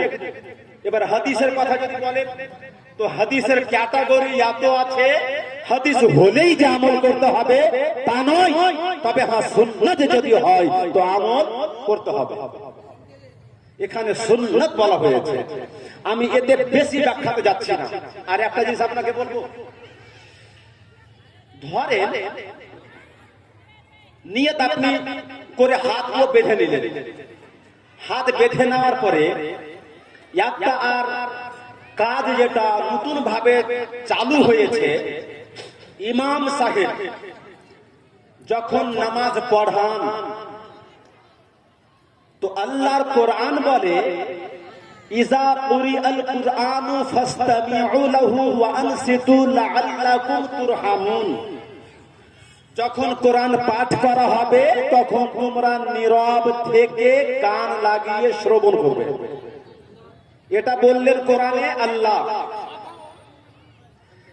আর কোন ব্যক্তি যদি বলে ইমাম সাহেব যখন কেরাত করবেন তো ইমাম সাহেবের পিছনে সূরা ফাতিহাটাকেও পড়তে হবে, তো ওই মানুষের কথাটা আর আল্লাহর কথাটা দুই হয়ে গেল না? তো এই জায়গাতে আপনি সিদ্ধান্তটা কি নেবেন, ফয়সালাটা আপনি কি নেবেন বলেন তো? আপনি কারটা শুনবেন? যেখানে কথার সংঘর্ষ হবে বান্দার এবং আল্লাহর, ওই জায়গাতে আপনি প্রাধান্য কার কথাটাকে দেবেন? আল্লাহ বলছেন ইজা, যখন যখন, ইজা উইদাউট এনি কন্ডিশন, যখন যখন মানে নামাজের মধ্যে হোক নামাজের বাইরে হোক, যখন যখন কোরআন পড়া হবে ফাসতামিউ, তোমরা শুনো, ওয়া আনসিতু, এবং নীরব থাকো। এটা হচ্ছে আল্লাহর বলা আইন।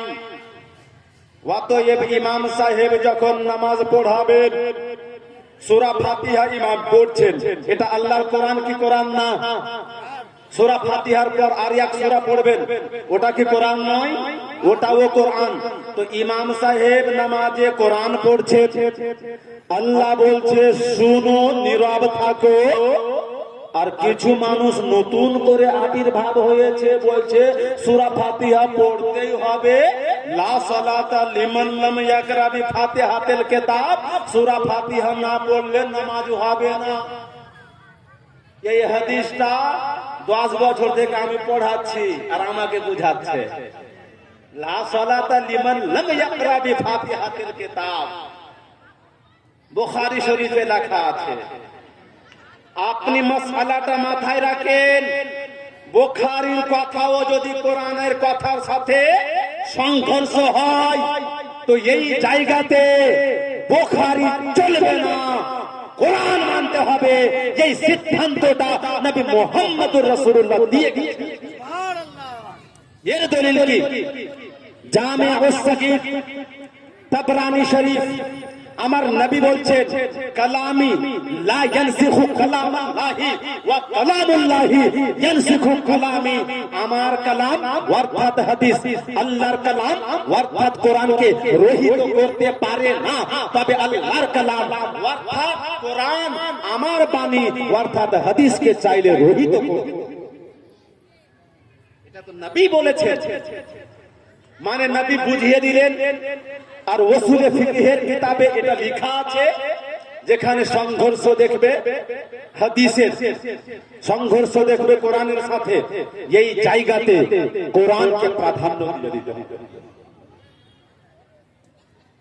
দ্বিতীয় কথা, লা সালাতা লিমান লাম ইয়াকরা বিফাতিহাতিল কিতাব, সূরা ফাতিহা না পড়লে নামাজ হবে না।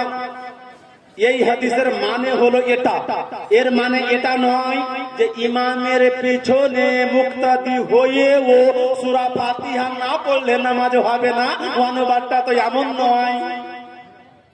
বরং মুসলিম শরীফের সহিহ হাদিস, আমার নবী বলছেন কিরাআতুল ইমামে লাহু কিরাআতুন, ইমামের কিরাত করাটাই মুক্তাদির কিরাত করা হয়ে যায়, ইমামের সূরা ফাতিহা পড়াটাই মুক্তাদির জন্য ও সূরা ফাতিহা পড়া।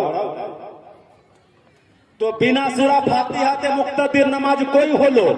সূরা ফাতিহার সহিতই তো হলো। এখানে ধোঁকা খেয়েছে কোন জায়গাতে? আমি আগেই বলেছি, কোরআন হাদিসের মহা সমুদ্রে ডুবুরি না হয়েও সাঁতার কাটতে গিয়েছিল। মাসলা মাসাইলের সমাধান ইমামকে ছেড়ে ইমামে আজম আবু হানিফা যেমন ডুবুরিকে বাদ দিয়ে নিজেই গিয়েছিল মাসলা মাসাইলের মুক্তা অর্জন করতে, তো এমন এক মাসআলা বের করলো, একটা হাদিসের উপর আমল হলো, অন্যগুলো রিজেক্ট হয়ে গেল। এমনকি হাদিসের উপর আমল করতে গিয়ে কোরআনকে ছেড়ে। আর ইমামে আজম আবু হানিফাকে আমরা বললাম, হুজুর আমরা সাধারণ মানুষ, এই মাসলার সমাধান আপনি দেন। কোরআন বলছে এক, হাদিস বলছে আর এক, বাহ্যিক দিক দিয়ে এটাই আমরা বুঝতে পারছি। এর সমাধান কি হবে? তো ইমামে আযম এমন এক সমাধান দিলেন যার সমাধানে কোরআনের উপরেও আমল হয়ে যায়, হাদিসের উপরেও আমল। সুবহানাল্লাহ। ইমামে আযম সমাধান কি দিলেন? লা সালাতা লিমান লাম ইয়াকরা বিফাতিহাতিল কিতাব। সূরা ফাতিহা না পড়লে নামাজ হবে না। এই হাদিসের মানে হলো ইমামে আযম সমাধান দিচ্ছে যে ব্যক্তি ইমাম হয়ে নামাজ পড়বে অথবা যেই ব্যক্তি একা একা বিনা ইমামে সিঙ্গেল নামাজ পড়বে, এরা নামাজে যদি সূরা ফাতিহা না পড়ে তাহলে নামাজ হবে না। সুবহানাল্লাহ, সুবহানাল্লাহ। আর কেরাতুল ইমামে লাহু কেরাতুল মানে হলো কোন ব্যক্তি ইমাম যদি থাকে, ইমামের কেরাত করাটাই মুক্তাদির কেরাত করা হয়ে যাবে। এটা যে মুসলিম শরীফে লেখা আছে। তো হে মুক্তাদিগণ, তোমরা যখন ইমামের পিছনে নামাজ পড়বে তখন সূরা ফাতিহা পড়িও না, তখন তোমরা মুসলিম শরীফের এই হাদিসের উপর আমল করে নিবে। সুবহানাল্লাহ। তো ইমামে আযম এমন এক সমাধান দিলেন, বুখারীর হাদিসের উপর আমল হয়ে গেল হানফিদের, মুসলিমের হাদিসের উপর আমল হলো হানফির, আল্লাহর কোরআনের আয়াতের উপর আমল হয়ে গেল। সুবহানাল্লাহ, সুবহানাল্লাহ। এইরকম বিচক্ষণ লোকের দরকার আছে না? এইরকম মুজতাহিদ ইমামের দরকার আছে। আমরা যে এত বড় ইমামকে পেয়ে তার গবেষণামূলক মাসলা মাসাইলের উপর আমল করতে সুযোগ পেয়েছি, হানফি হওয়ার সৌভাগ্য যে অর্জন করেছি, খুশি না বেজারেতে? এই চান্সটা সবাই পায় না তো। আচ্ছা, সময় তো সুবহানাল্লাহ। আমার কাকু মাস্টার আফজাল সাহেব 1000 টাকা দান করেছেন এবং আপনাদের কাছে অনুরোধ করব যে মা বোন, আপনারা জানেন এই জালসাটা নতুন না, এবার 11 বছর হচ্ছে, 11 বার। মেন মন্ত্রটা যখন আপনি বুঝবেন না তো একটু গন্ডগোল হয়ে যেতে পারে। হানাফি যারা বা ইমাম যারা মানে, বিশেষ করে ইমামে আযম আবু হানিফা কে যারা মানে, হাদিস যদি বিভিন্ন প্রকারের হয়, কোরআন হাদিসে যদি সংঘর্ষও দেখা যায়, তো এমন একটা তিনি উপায় বের করে যার মাধ্যমে কোরআনের উপরেও আমল হয়ে যায়, হাদিসের উপরে আমল হয়ে যায়। এই রকম গবেষণামূলক ফতোয়া প্রদান যিনি করেছেন তিনি হলেন ইমামে আযম আবু হানিফা। এই যে বললাম না, এবার আপনাদেরকে যাদেরকে মাসআলা হচ্ছে ইমামের পিছনে আপনাকে নামাজ হবে না, সূরা ফাতিহা পড়েন পড়েন বলছে, আর হানাফি মাসলা হচ্ছে কেউ যদি ইমাম সাহেবের পিছনে মুক্তাদি হয়ে সূরা ফাতিহা পড়ে তাহলে তার এই কাজটা মাকরুহে তাহরিমি হবে, ওকে নামাজটাকে ফিরিয়ে পড়তে হবে, এত কঠিন কাজ। এই জন্যই আপনাকে আমি জোরপূর্বক এটা বোঝার জন্য বলছি, বুঝুন। আপনি হাদিস পেশ করলো, হাদিসটার ব্যাখ্যা দিল ভুল, আর আমরা এমন ব্যাখ্যা দিলাম বুখারী হাদিসের উপরে আমল হলো, মুসলিমের হাদিসের উপরে আমল হলো। আর বিশেষ করে যারা আপনাকে বলবে তাদেরকে আপনি কোরআনের আয়াতটা কোট করেন, হোয়াট ইজ দ্য অ্যানসার, এই আয়াতের অ্যানসারটা কি হবে? আল্লাহ যে বলছেন ইজা কুরিয়াল কুরআন, when the Quran is recited then listen to it and remain silent that the mercy may be shown to you। আল্লাহ বলছেন কোরআন যখন পড়া হবে চুপ থাকো, কান লাগিয়ে শোনো, যেন আল্লাহর দয়া আপনার উপরে হয়। তো কোরআন পড়া হচ্ছে, আপনি সাইলেন্ট থাকলেন না, কোরআন পড়া হচ্ছে, আল্লাহ লিসন করতে বলছেন, আপনি এটা করলেন না। আল্লাহর রহমত আপনার উপর কি করে হবে, আল্লাহর মার্সি আপনার উপর কি করে হবে? আল্লাহর দুইটা যে বিধান ছিল, আল্লাহর নির্দেশনা ছিল চুপ থাকা আর নীরব থাকা, এটার উপর যে আপনি আমল করলেন না, তো হাদিসে আমল করতে গেলেন এমন ভাবে কোরআনকে লাত মেরে দিলেন। এই জন্যই হানাফি হয়ে যাও, এমন ভাবে আমল করতে পাবে, কোরআনের আমলে আয়াতে আমল হয়ে যাবে এবং হাদিসের উপরে। সুবহানাল্লাহ। এইরকম আপনি যতটা নামাজের বিধান বলেন প্রত্যেকটাতে আমার কাছে দলিলগুলো নিয়ে আসুক, আমরা এই যে তাতবিক বাইনার রিওয়ায়াতাইন, এই কাজ বলতে হয় না মানুষের সামনে, অনেক সময় হয়তো এগুলো এই জন্যই বলে দিচ্ছি, হাদিস বুঝে না তাতবিক বাইনা রিওয়ায়াতান তারা দিতে শুরু করছে। আর আমরা গর্বের সিদের বড়ত্বের জন্য নয়, আল্লাহর শুকরিয়া, আপনি জানবেন তো কমপক্ষে আসতে পারবেন। মাদ্রাসাতে ছেলেদেরকে তাতবিক বাইনা রিওয়ায়াতানের দর্স দিতে দিতে আমরা অনেক কিছু বুঝে আছি। আমাদের মতো মানুষকে যখন জিজ্ঞাসা করবেন তো আপনাকে দুই রিওয়ায়াতের মধ্যে সামঞ্জস্য রেখে কোনটাকে রিজেক্ট না করে এমন একটা উপায় বের করে দিব, আপনার আমলও হয়ে যাবে। আপনি আবার বলবেন কি রফুল ইয়াদাইন যেগুলো আছে একটাই যে করছেন, কোন রফুল ইয়াদাইনের যে অন্য হাদিস আছে তাতবিক বাইনা রিওয়ায়াতান এখানে করেন তো আমি বলবো এইভাবে যদি করতে হয় তাহলে কোন আহলুল হাদিস তাতবিক বাইনা রিওয়ায়াতাইন করতে পারবে না রফুল ইয়াদাইনের ক্ষেত্রে। কারণ আমি জানি নবীর হাদিস দ্বারা প্রমাণ 4 রাকাত নামাজ যদি পড়ে 28 বার 28 চান্স তাকে রফুল ইয়াদাইন করতে হবে। এটা হাদিসে লেখা আছে 4 রাকাত নামাজের জন্য। কিন্তু এরা সবটিতে করে না, মোটামুটি ওরা কোন জায়গাতে করে, শুরু তাকবীর তাহরিমার সময় করে, যেটা আমরাও করি।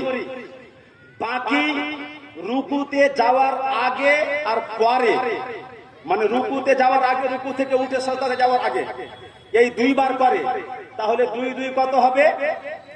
4 4 দুগুণে 8 হলো, 4 রাকাত নামাজে 8 হলো। আর এতে করেছে প্রথমে একবার করেছে 9, আর তৃতীয় রাকাতে বর্তমানের আহলুল হাদিস ভাইরা করে তো 10 বার করলো। 10 বার করলেন আপনি। আর যেহেতু হাদিস দ্বারা প্রমাণ নবী সিজদাতে যেতেন, রফুল ইয়াদাইন করতেন, সিজদা থেকে উঠতেন, রফুল ইয়াদাইন করতেন। 4 রাকাত নামাজে প্রত্যেক রাকাতে 2টা সিজদা, 4 রাকাত নামাজ 8টা সিজদা, 8টা সিজদা, 8টা সিজদার আগে পরে 16 বার রফুল ইয়াদাইন।